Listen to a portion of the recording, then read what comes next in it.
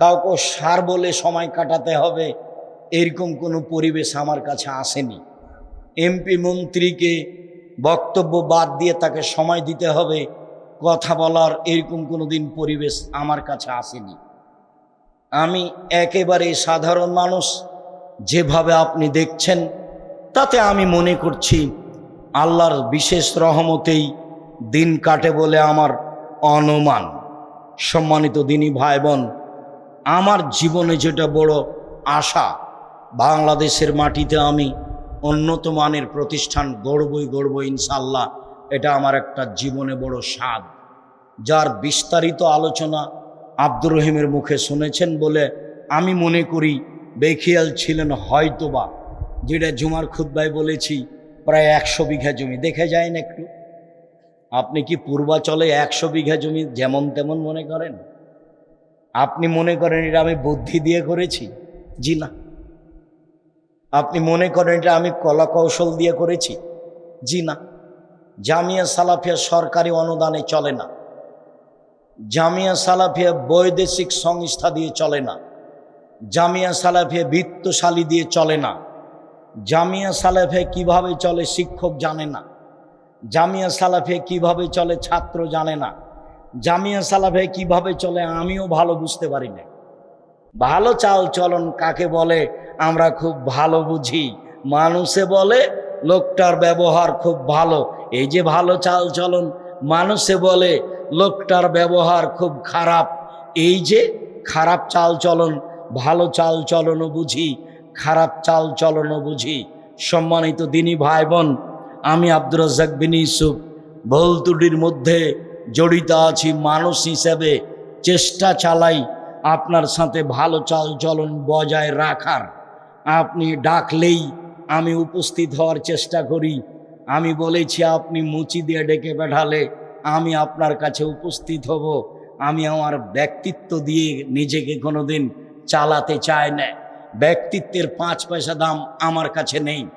যে কোনো সময়ে আপনি ডাকবেন আমি উপস্থিত হতে প্রস্তুত, কিন্তু আপনাকে ডাকলে আপনি উপস্থিত হতে পারবেন এ ধারণা আমার কাজ করে না।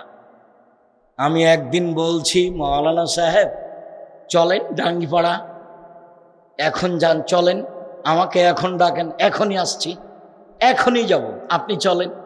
তো হাসছে। তখন আমি বলছি আপনার বাপও পারবে না। কথা আমাকে ফিরিয়ে নিতে হবে না। এসব হিংসা বিদ্বেষ ত্যাগ করতে হবে। ভালো চাল চলন দিয়েই দেশ জাতিকে দখল করতে হবে, এ কথাই ঠিক। মুহাম্মদ সাল্লাল্লাহু আলাইহি সাল্লামের চাল চলন গ্রহণ করতে হবে, এ কথাই ঠিক। প্রতিশোধ নিয়ে, বিরোধিতা করে, বদনাম করে, গীবত করে কিছু করা যায় না। এটা অন্তত আমি সাধারণ মানুষ খুব ভালো বুঝেছি। আমি এটাও বুঝেছি যে বুদ্ধি দিয়ে যদি রুজি হতো তাহলে আমি আব্দুর রাজ্জাক বিন ইউসুফ আমার রুজি হতো না। আমার মিতে আব্দুর রাজ্জাক সালাফি, উনি রাজশাহীর এক মাদ্রাসায় থাকেন। উনি একদিন বলছেন আমাকে, মিতে যদি বুদ্ধি দিয়ে রুজি হতো তাহলে আপনার রুজি হতো না। তাহলে ঠিকই বলেছে, বুদ্ধি দিয়ে রুজি হয় না। মানুষের সাথে খারাপ আচরণ করিয়েন না, মানুষের সাথে হিংসা বিদ্বেষ রাখিয়েন না। আর আপনি সে ফেসবুকে হোক, যেখানেই হোক, জমি জায়গা নিয়ে হোক, যেটাই হোক না কেন, আপনি যেটুকু বুঝেছেন আমাকে জিজ্ঞাসা না করে বুঝেছেন। আমি জেনে শুনে সজ্ঞানে, আল্লাহর কসম, জেনে শুনে সজ্ঞানে সরিষা সমপরিমাণ মানুষের ক্ষতি করতে রাজি নয়। জেনে শুনে সজ্ঞানে মানুষের ক্ষতি করার যদি মন মানসিকতা আমার থাকতো তাহলে আপনি সত্য সত্যই আমাকে এ অবস্থানে দেখতে পেতেন না। বিশ্বাস করেন, আমি বুদ্ধি দিয়ে এই জামিয়া সালাফে গড়িনি। এই জামিয়া সালাফে প্রায় 100 বিঘা জমির ওপরে ওই যে একটা ছেলেকে দেখতে পাচ্ছি, ওদের পৈতৃক সম্পত্তি, ওদের বাপ। ওই ছেলেটার বাপ আবার বলছে যে জমি লিখে নেন, টাকা যেদিন দিবেন দিবেন। ওই একজন আর একজন আর এক রকম বলে, যেটা এই ছেলে তুমি দাঁড়াও তো দেখি। এই যে এই ছেলের বাপ বলছে জমি লিখে নেন, টাকা যেদিন দিবেন দিবেন। ও জমি লিখে দিয়ে চলে এসেছে, সে টাকা পরে। একই জায়গায় মানুষ। আল্লাহে বসো, আল্লাহর কসম, জেনে শুনে সজ্ঞানে মানুষের ক্ষতি করব এরকম কোনো হিসাব নিকাশ ভিতরে রেখে 1 মিনিট সময় কাটায় না, কাটাবো না ইনশাআল্লাহ। জাতির কাছে কোনোদিন মাথা নত করিনি, করা লাগবে এটা আমার ধারণা কাজ করে না। কাউকে সার বলে সময় কাটাতে হবে এরকম কোনো পরিবেশ আমার কাছে আসেনি। এমপি মন্ত্রীকে বক্তব্য বাদ দিয়ে তাকে সময় দিতে হবে কথা বলার, এরকম কোনো দিন পরিবেশ আমার কাছে আসেনি। আমি একেবারে সাধারণ মানুষ, যেভাবে আপনি দেখছেন তাতে আমি মনে করছি আল্লাহর বিশেষ রহমতেই দিন কাটে বলে আমার অনুমান। সম্মানিত দিনী ভাই বোন, আমার জীবনে যেটা বড় আশা, বাংলাদেশের মাটিতে আমি উন্নত মানের প্রতিষ্ঠান গড়বই ইনশাল্লাহ। এটা আমার একটা জীবনে বড় স্বাদ, যার বিস্তারিত আলোচনা আব্দুর রহিমের মুখে শুনেছেন বলে আমি মনে করি বেখিয়াল ছিলেন হয়তোবা। যেটা জুমার খুতবায় বলেছি, প্রায় 100 বিঘা জমি। দেখে যায়ন একটু, আপনি কি পূর্বাচলে 100 বিঘা জমি যেমন তেমন মনে করেন? আপনি মনে করেন এটা আমি বুদ্ধি দিয়ে করেছি? জি না। আপনি মনে করেন এটা আমি কলা কৌশল দিয়ে করেছি? জি না। জামিয়া সালাফিয়া সরকারি অনুদানে চলে না। জামিয়া সালাফিয়া বৈদেশিক সংস্থা দিয়ে চলে না। জামিয়া সালাফিয়া বিত্তশালী দিয়ে চলে না।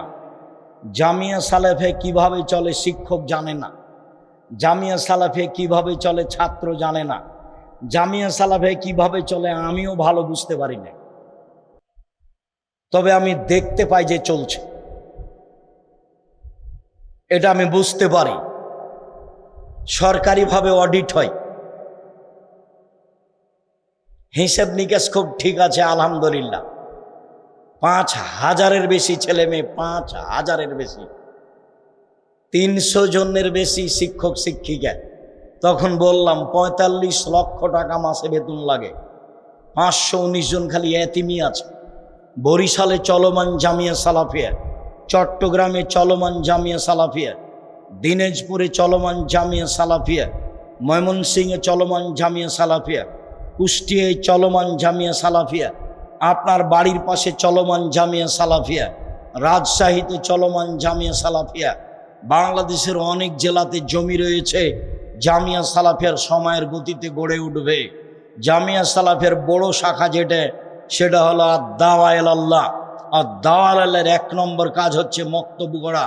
জুমার খুতবায় বলেছি তেঁতুলিয়া থেকে টেকনাফ পর্যন্ত মক্তব চালু করব ইনশাআল্লাহ। 2-1 বছরের মধ্যে যদি 700 মক্তব চলে, 700, এ কি 2-1টা?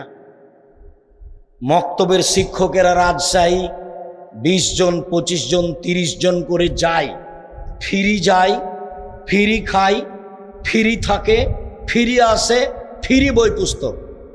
5-7 জন প্রশিক্ষক রয়েছেন। যেতে টাকা লাগে না, খরচ দেওয়া হয়। আসতে টাকা লাগে না, খরচ দেওয়া হয়। খাওয়ার টাকা লাগে না, ফ্রি খেতে দেওয়া হয়, ফ্রি বই পুস্তক দেওয়া হয়। জামিয়া সালাফের বড় শাখা ত্রাণ বিতরণ, একেবারে সেই রোহিঙ্গাদের থেকে নিয়ে সব জায়গায় আছি। জামিয়া সালাফিয়া আপনার গাজাবাসীদের ত্রাণ দেয়, যে কোনো সময় তাৎক্ষণিক উপস্থিত। ত্রাণ নিয়ে উপস্থিত আপনার ওই যে ফেনীতে, ত্রাণ নিয়ে উপস্থিত সিলেটে, ইফতারি নিয়ে উপস্থিত সিলেটে। তার জন্য লোকই ভিন্ন আছে। মানুষ অসহায় মানুষের পাশে তাৎক্ষণিক দাঁড়ানোর জন্য প্রস্তুত হয়ে আছি। জামিয়া সালাফিয়া আছে। জামিয়া সালাফিয়ার বড় শাখা আপনার কার্জে হাসানা। আপনি জামিয়া সালাফিয়ার সাথে সম্পৃক্ত হন, কার্জে হাসানার ব্যবস্থা করা হবে, সুদ লাগবে না আপনাকে ইনশাআল্লাহ। আপনি একটা পরিমাণ মতো ঋণ পাবেন, কোনোদিন আপনাকে অতিরিক্ত টাকা দেওয়া লাগবে না, আল্লাহ ওই ব্যবস্থা করে রেখেছে। আপনি খালি পাশে দাঁড়াবেন, জামিয়া সালাফের দেখতে পাবেন আপনি সাথে আছেন। 16,000 থেকে 20,000 পত্রিকা ছাপে আল ইতেসাম পত্রিকা, নিজের টাকা দিয়ে ছাপান। আপনি মনে করিয়েন না আমি আব্দুর রাজ্জাক বিন ইউসুফ নিজের টাকা দিয়ে এত পত্রিকা ছাপাই। আপনার টাকা দিয়ে সব পত্রিকা ছাপে। শুধু একটা নয়, আল ইতেসাম পত্রিকা একটা, মাজাল্লাতুস সালাফ আরবি ভাষায় একটা, কিশোলে একটা, 3টা পত্রিকা ছাপে জামিয়া সালাফিয়া থেকে। করজে হাসানা আছে, আল ইতেসাম টিভি আছে, বিশাল মাঠ জামিয়া সালাফিয়াই দিন প্রচারের। অতএব আমি আপনাকে যেটা দুপুরেও দাবি রেখেছি, এখনও দাবি রাখছি, একটাই দাবি, আমিও বলি আপনিও বলবেন, আল্লাহ তুমি জামিয়া সালাফে কবুল করো। পারবেন না? মনে একটু সংকীর্ণতা আসবে নাকি? আমার আসে না, আপনার যদি আসে সেটা আপনার ব্যাপার। তবে যদি আপনার ভিতরে সংকীর্ণতা আসে, সামনে যারা আছেন এই যন্ত্রের মাধ্যমে যারা পৃথিবীর যে কোনো জায়গা থেকে অবগত হবে, সারা পৃথিবীর সবাকেই বলছি, খালি একটু বলবেন আল্লাহ তুমি জামিয়া সালাফে কবুল করো। এটা আমারও দাবি, আপনারও দাবি, এটা আমার ঐকান্তিক কামনা। এতে যদি আপনার সংকীর্ণতা থাকে, জবাব আপনাকে দিতে হবে, আমাকে দিতে হবে। আমি জামিয়া সালাফের সুবিধা ভোগ করি না। এক সন্ধ্যা খেলে তার টাকা দিয়ে দিই, ফাইল আছে, ভাউচার দেখতে পাবেন, এখানে এক সন্ধ্যা গেলে তার টাকা দিয়ে দিই। জামিয়া সালাফের বেতন নি না, বাসা ভাড়া দিয়ে থাকি, তাতে আমি জামিয়া সালাফের কাছে ঋণী নই। আমি সফল হবই হব ইনশাআল্লাহ, সফল হবই হব ইনশাআল্লাহ। যেহেতু শিরক মুক্ত প্রতিষ্ঠান জামিয়া সালাফিয়া, বিদাত মুক্ত প্রতিষ্ঠান জামিয়া সালাফিয়া, দল মুক্ত প্রতিষ্ঠান জামিয়া সালাফিয়া, সংগঠন মুক্ত প্রতিষ্ঠান জামিয়া সালাফিয়া, হিংসা মুক্ত প্রতিষ্ঠান জামিয়া সালাফিয়া, কাজেই আপনি এরকম জায়গায় 10 টাকা দান করলে আপনার ফলাফল ভালো হবে ইনশাআল্লাহ। আমি আব্দুর রাজ্জাক বিন ইউসুফ আপনার কাছে থেকে এই কথা বলে জানাচ্ছি যে যে কোনো মূল্যে সদাচরণ হারাবো না, যা হবে হবে ইনশাআল্লাহ। ধসে যাক, খসে যাক, বহে যাক, তাতে আসে যায় না। প্রতিশোধ নিব না, বদনাম গীবাত করব না, যে কোনো মূল্যে অন্তরটা খাটো করে কারো কি পিছনে পড়ব না, হিংসা করব না। হিংসা এমনিতেই হয়। আমি আর আপনি দুইজন মিলে দোকানদার, একটা লোক এসে তার কাছে জিনিস কিনে চলে গেল, আর একটা লোক আসলো জিনিস কিনে চলে গেল। আমি খালি মনে মনে পস্তাচ্ছি, কি যে হলো, ওর দোকান থেকে তো সবাই নিয়ে যাচ্ছে, তো আমার কাছে একটা এসেছে অনেকক্ষণ পরে। তখন আমি বলছি ওখানে যান, বুঝেন আপনি, ওখানে যান, 20 টাকার জিনিস 40 টাকা ধরে। এই হিংসাটা এমনিতেই জন্ম নিয়েছে। এইটাতে যাবেন না। আপনার রুজি কোথায় আছে? ওপরে আছে। ওর দেখে বলবেন আল্লাহ ওকে যেমন দিচ্ছ আমাকেও দাও। এটা পারবেন না বলতে? আল্লাহ ওকে যেমন দিচ্ছ আমাকেও দাও। রুজির উপার্জনের পথ কয়টা বলেছি? 4টা। আপনি কোনটা বাছাই করবেন? ব্যবসা। আর শ্বশুরের কাছে টাকা পয়সা নিলে কি করতে হবে? ফেরত দিতে হবে। সাইকেল, মোটরসাইকেল, গাড়ি বাড়ি, ফার্নিচার, খাট খাটলা সব টাকা সব। আর মানুষের জীবনে জরুরি 4টা কাজ, কথার শেষে চলে এসেছে। 5 ওয়াক্ত সালাত, হালাল রুজি, কোরআন তেলাওয়াত, আড্ডা পিটা হারাম। সম্মানিত দিনী ভাই বোন, আমি আপনাদের সকলের কল্যাণ কামনা করি। সকলের বৈধ রুজির জোরালো আল্লাহর কাছে দাবি জানিয়ে সকলেই যেন কোরআন তেলাওয়াত করতে পারি এবং রাতে উঠে আল্লাহকে কিছু বলতে পারি। রাতের 3 ভাগের 2 ভাগ পার হলে আল্লাহ কোথা থেকে নেমে আসেন? 7ম আকাশ থেকে 1ম আকাশে নেমে আসেন। নেমে এসে আমাকে আর আপনাকে বলেন, একটু শোনেন তো কি বলেন। 7ম আকাশ থেকে 1ম আকাশে নেমে এসে আমাকে আর আপনাকে বলেন, কিছু বলবা? বলো, কিছু বলবা? বলো, আমি শুনবো। কিছু বলবা? বলো, আমি শুনবো। 1 2 কিছু চাও? চাও, কিছু চাইবা, চাও আমি দিব, কিছু চাও আমি দিব। 3, ক্ষমা চাও, ক্ষমা করে দেব, ক্ষমা চাও, ক্ষমা করে দেব। মনে থাকবে না? আল্লাহ নেমে এসে 3টা কথা বলেন। 1, কিছু বলবা, বলো আমি শুনব, কিছু বলবা, বলো আমি শুনব। 2, কিছু চাও, চাও দিব, পারে আবার দিতে। কিছু চাইবা, চাও দিব। 3, ক্ষমা চাচ্ছ, ক্ষমা চাইবা, চাও, ক্ষমা চাও, ক্ষমা করে দিব।